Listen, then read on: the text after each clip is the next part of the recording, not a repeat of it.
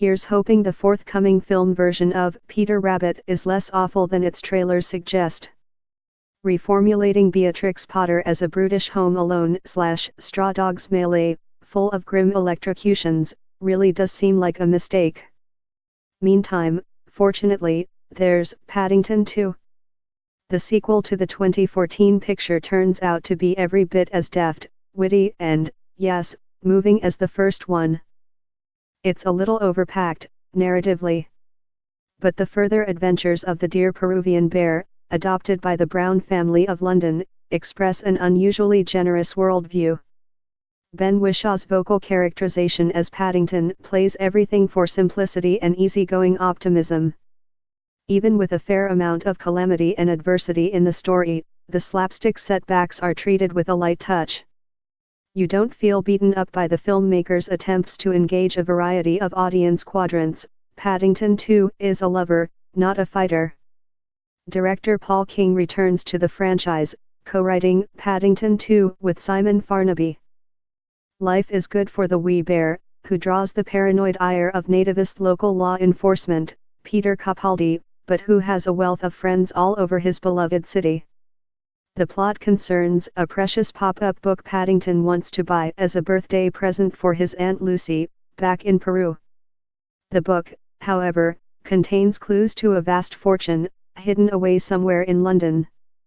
Someone's onto the secret, a Shakespearean actor now getting by on dog food commercials, and dreaming of a one-man West End show to restore his former glory. Hugh Grant plays this ham, a master of disguise and a courtier of camp. He is very funny, a clear step up, both as acted and scripted, from the first Paddington movie's villain, the murderous taxidermist played by Nicole Kidman. Framed for the book's theft, Paddington ends up doing hard time. True to form, though, behind bars the bear improves the moods and the outlooks of his fellow prisoners.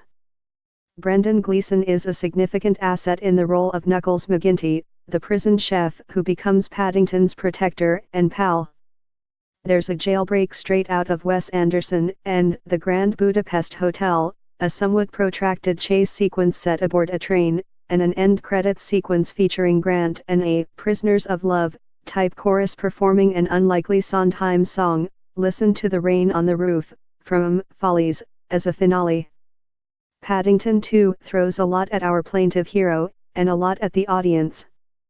The verbal jokes, every newspaper headline we see contains a clever bit, fold easily into the visual felicities. Director King's staging and framing treats the action as a series of storybook pop-up moments, carefully composed but fleet-footed. The mixture of live action and computer-generated imagery feels natural. These movies simply know what they are doing. They retain the spirit and the humane reassurance of the source material. Come late 2018, I suspect this is one sequel that will hold up particularly well in the rearview mirror. Michael Phillips is the Chicago Tribune film critic. Paddington 2, 3.5 stars.